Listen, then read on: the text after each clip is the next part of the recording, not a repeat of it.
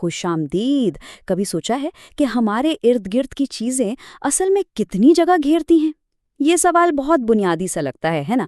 لیکن اس کا جواب دینا، خاص طور پر جب بات ہو بے ڈھنگی شکل والی چیزوں کی، تو یہ کافی دلچسپ چیلنج بن جاتا ہے۔ آج کے اس جائزے میں ہم اسی چیلنج سے نپٹنے والے ہیں۔ تو چلیں اس مسئلے کو ذرا گہرائی سے دیکھتے ہیں۔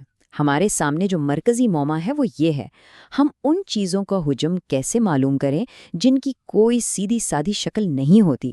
یہی وہ سوال ہے جس کا جواب آج ہم مل کے ڈھونڈیں گے۔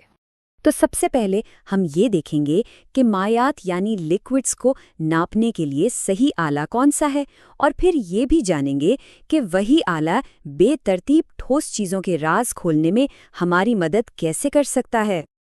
اور یہ ہے ہمارا آج کا ہیرو، پیمائشی سلنڈر۔ یہ شیشے یا صاف پلاسٹک کا بنا ہوتا ہے اور اس پر ملی لیٹر یا کیوبک سینٹی میٹر میں نشان لگے ہوتے ہیں۔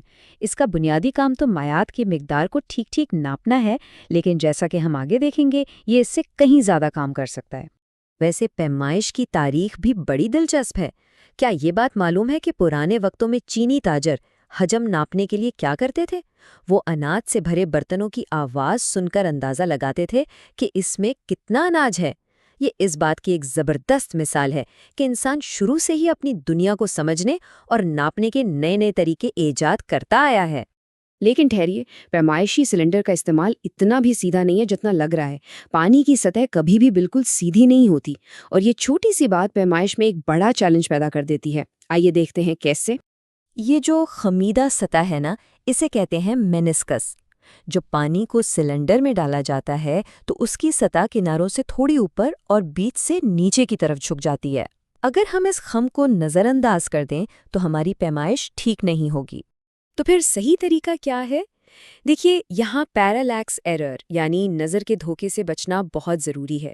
درست پیمائش کے لیے آنکھ کو مائع کی سطح کے بالکل سامنے ایک ہی لیول پہ رکھنا پڑتا ہے، اور ریڈنگ ہمیشہ مینسکس کے سب سے نچلے پوائنٹ سے لینی چاہیے۔ اگر اوپر یا نیچے سے دیکھا تو ریڈنگ غلط ہو جائے گی۔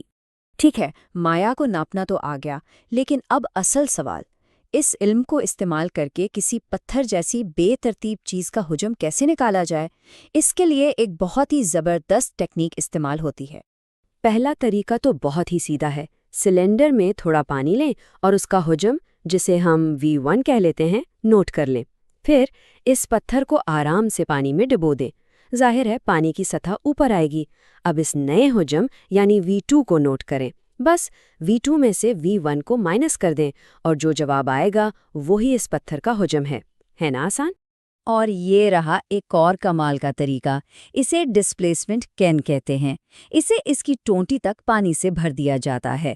اب جیسے ہی اس میں پتھر ڈالا جاتا ہے وہ اپنے حجم کے برابر پانی باہر گرا دیتا ہے۔ اس گرے ہوئے پانی کو ایک بیکر میں جمع کر لیں اور پھر پیمائشی سلنڈر سے ناپ لیں۔ جتنا پانی کا حجم ہوگا اتنا ہی اس پتھر کا حجم ہوگا۔